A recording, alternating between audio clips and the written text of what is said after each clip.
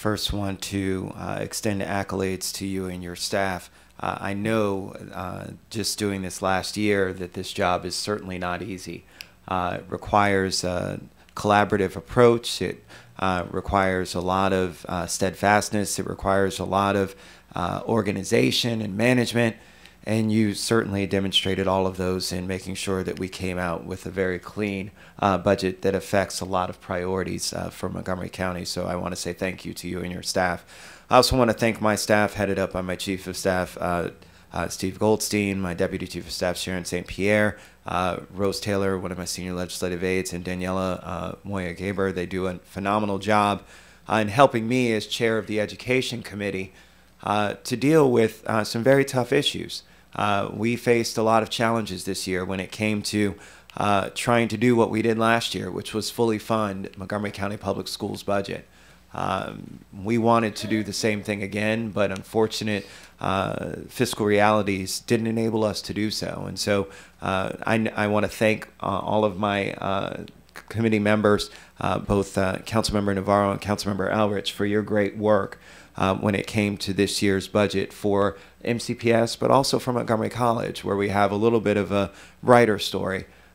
Fortunately, we were able to restore some of the funding cuts that were proposed by the county executive, certainly understanding that, we're trying to ask a lot of our departments to do more with less, but we saw where we were looking at workforce development when we saw the future of a lot of our folks in the community that are trying to turn their lives around, and the instant gratification, if you will, that comes out of seeing a person who's stuck in a low-end job, who goes to the college for 1 or 2 years and gets a certificate and all of a sudden is making a significant amount of money, makes a difference. And it's something that we should prioritize. And so I'm very happy to see that this council, and I appreciate all the support of all of my colleagues in supporting that initiative, is going to make a difference. We heard those stories right here in this room from people who testified and talked about how Montgomery College changed their lives. And so that's why this is so instrumental, and I think this is going to be a great budget for us. But I want to remind my colleagues at MCPS that this is just 1 year. We haven't forgotten about you, and we know that we'll be back at the table again with you in partnership next year. I want to thank Interim Superintendent Larry Bowers, COO Andy Zuckerman, the President of the Board of Education, Pat O'Neill, for all of their collaborative work with us. And I think that, again, as many have espoused over the years that the Council and MCPS did not necessarily have a great working relationship, I'm very happy to say that that is not true. We are working well together, and we are working hand in hand to make sure that we continue to have one of the best school systems in the nation. I also want to thank my colleagues on the HHS committee and our council president, who also chairs Health and Human Services.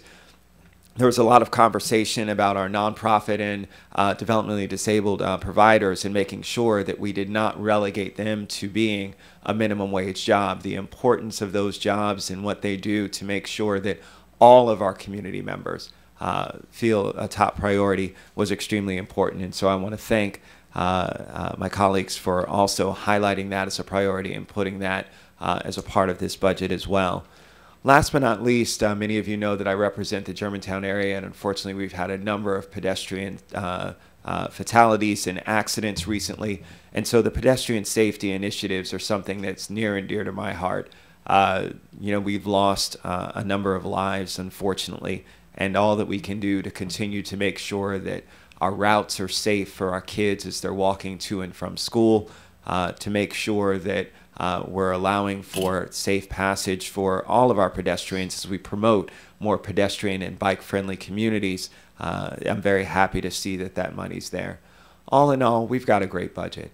We've got a great budget that represents a robust number of things that will all make our community one of the best places to live. And so I'm very proud to vote for this budget, knowing that Montgomery County continues to be one of the best places to work, live, and play. Thank you, Mr. President.